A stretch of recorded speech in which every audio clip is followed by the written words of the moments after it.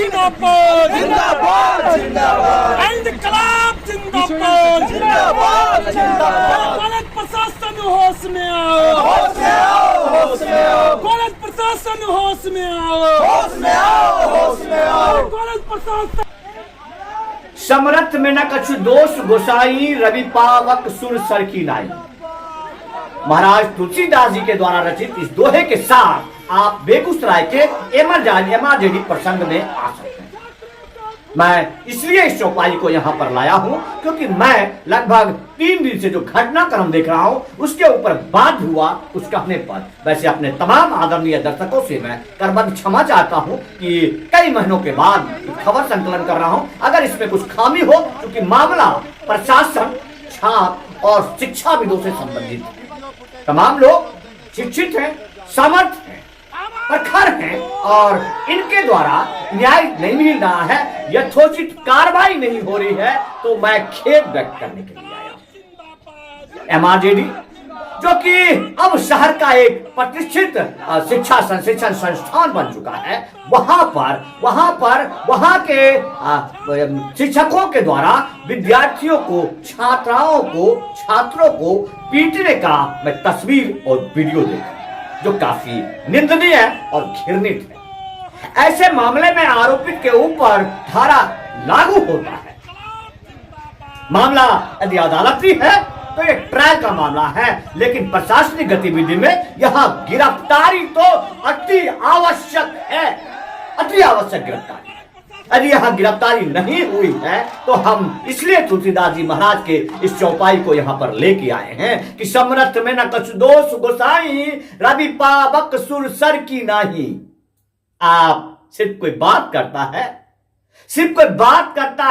सिर्फ अपनी आवाज को, सत्य की आवाज को ऊंचा करता है तो उसे आप जेल में ठूस देते हैं और संविधान के प्रारूप को, कानून और अदालत का सिर्फ और सिर्फ सम्मान रखने के लिए भी आप उन लोगों को जो कि रसूखदार हैं, जो पहुंच वाले हैं, उनको गिरफ्तारी भी नहीं करते हैं। यदि सवाल उठना लाजमी है और सवाल उठाने वाला छात्र संघ है जिसे कि आप दुनिया का सबसे मजबूत विंग कहते हैं, दुनिया का सबसे मजबूत विंग।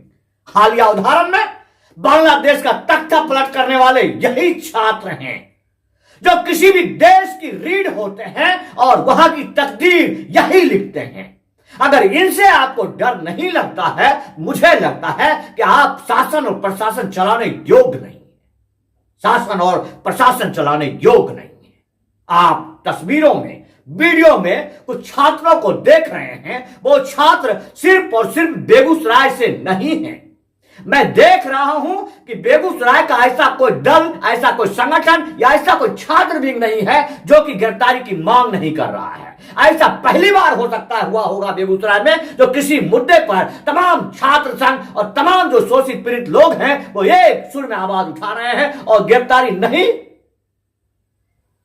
तो ये बड़े ही आश्चर्य की बात है। मुझे लगता है कि तमाम सिस्टम से उठ करके कोई ऐसा व्यक्ति है जो फिर वहां पर एमआरजेडी कॉलेज नाम का शिक्षण संस्थान नहीं, कोई अपना मठ चला रहा है और उसका मठाधीश ने हमारे बेगूसराय के बच्चों और बच्चों को पीट दिया और उसकी गिरफ्तारी तक नहीं लिया, तो शायद शर्म करने लायक बात है उस प्रशासन के लिए, वहां की व्यवस्था के लिए। चुल्लू भर पानी में डूब मारने की बात है। अगर बेगूसराय में ऐसे कुछ अनहोनी घटना होती है, मुझे लगता है उसके लिए सारा का सारा दोष बेगूसराय प्रशासन का है। अगर संबंधित व्यक्ति हो सकता है कि किसी टॉप लेवल के उच्च अधिकारी या फिर किसी बहुत बड़े नेता का रिश्तेदार भी होता है, तो भी उसे राष्ट्र के सम्मान में गिरफ्तारी दे देनी चाहिए, क्योंकि मजबूरन ही, लाचारी से ही सही, उनके ऊपर एफआईआर दर्ज हो चुका है।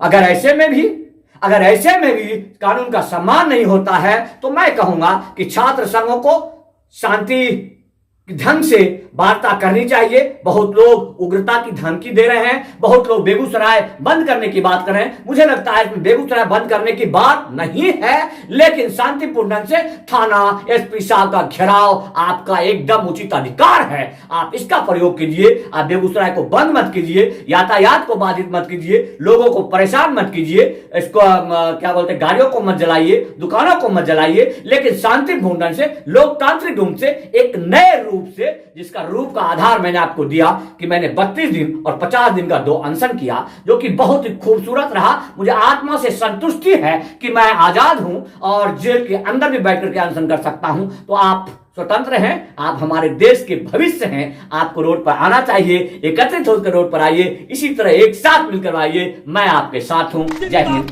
जिंदाबाद जिंदाबाद इंकलाब जिंदाबाद जिंदाबाद इंकलाब जिंदाबाद जिंदाबाद जिंदाबाद छात्र एकता जिंदाबाद जिंदाबाद जिंदाबाद छात्र एकता जिंदाबाद जिंदाबाद जिंदाबाद छात्र एकता जिंदाबाद जिंदाबाद जिंदाबाद आवाज दो हम एक हैं।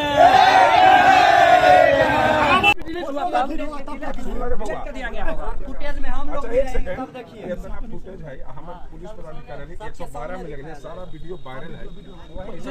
जो बच्चा शुरू से रिकॉर्डिंग किया उसके मोबाइल में फॉर्मेट मारा गया। और उसके फॉर्मेट से नहीं, हम लोग के पास है। कपड़े भर दे भी जाते तो हम मानवता के साथ रहेंगे, हम शिक्षक के साथ रहेंगे, जिसकी हत्या हो गई उनके कॉलेज प्रशासन के साथ वहाँ भी जाते हैं। हमको इस पूरे कॉलेज में भी हम घूमेंगे। हमको एक ऐसा शिक्षक बताइए जिसके सर पे खरोच आया हो, जिसका सर फूट गया हो, जिसका पैर टूट गया होगा, जिसके पेट में दर्द कर रहा हो।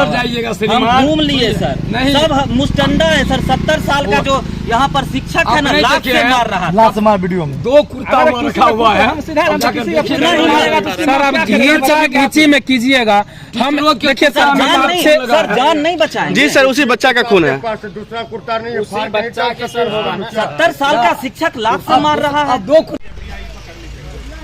पूरी जांच कमेटी आई हुई है, जिसमें प्रॉक्टर है, 2 प्रिंसिपल हैं और आन पदाधिकारी।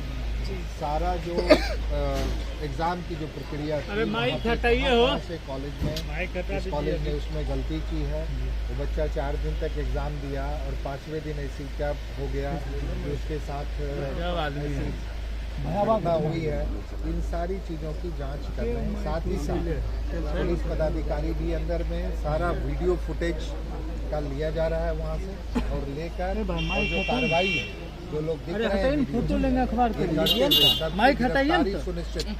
प्रशासनिक प्रक्रिया में इन लोगों को सारा एविडेंस ले रहे हैं यहाँ से और लेके सर एक समय एक ही चीज विनती करूंगा चाहिए। देखिए बच्चा सर हॉस्पिटल में यहाँ से PMCH रेफर कर दिया। मैंने खुद उसको बच्चे को रात को 12 बजे खुद यहाँ से मैंने भेजा सदर अस्पताल, और उसका रिपोर्ट भी सुबह में हमने लिया है। सर ये तो आपको दिखा